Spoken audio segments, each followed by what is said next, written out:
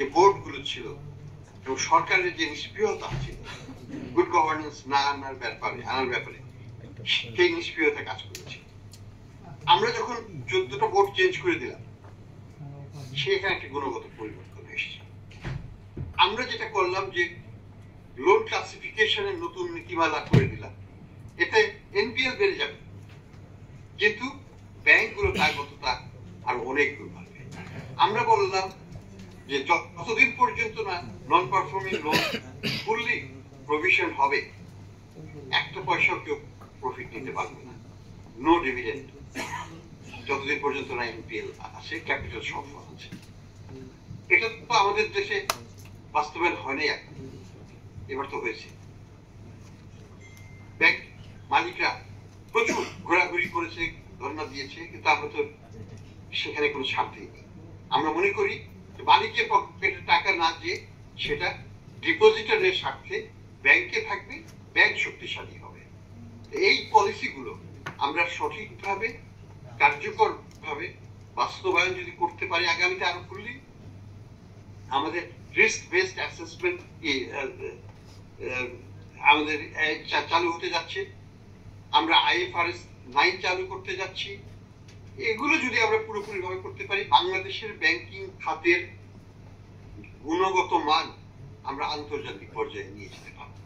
সময় লাগবে, কিন্তু যাত্রা শুরু হয়েছে এবং যারা এখানে উল্টো পাল্টা করবে আমরা কঠোরভাবে সেই সব বোর্ডকে ভেঙে দেব।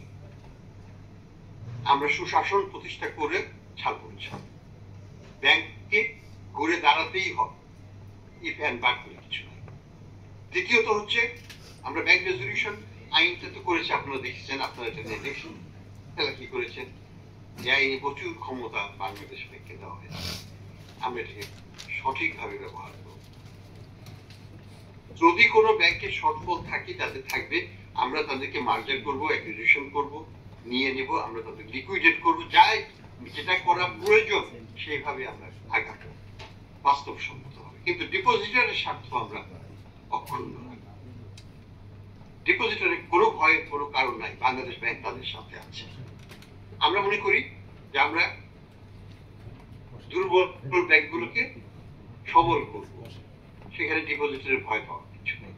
যে ক্ষমতায়ন করা হয়েছে সেটা রাষ্ট্র ওই ব্যাংকগুলোকে সাময়িকভাবে নিয়ে নেবে, তাহলে কোনো ভয়ের কিছু নাই।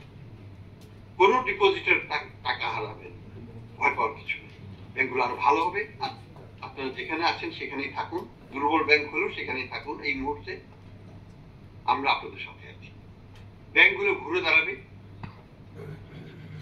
ব্যাংক আমাদের রক্ষা করার জন্য আমরা আসিনি, আমরা ডিপোজিটরের স্বার্থ রক্ষার জন্য এসেছি, এটা আপনারা মনে রাখবেন।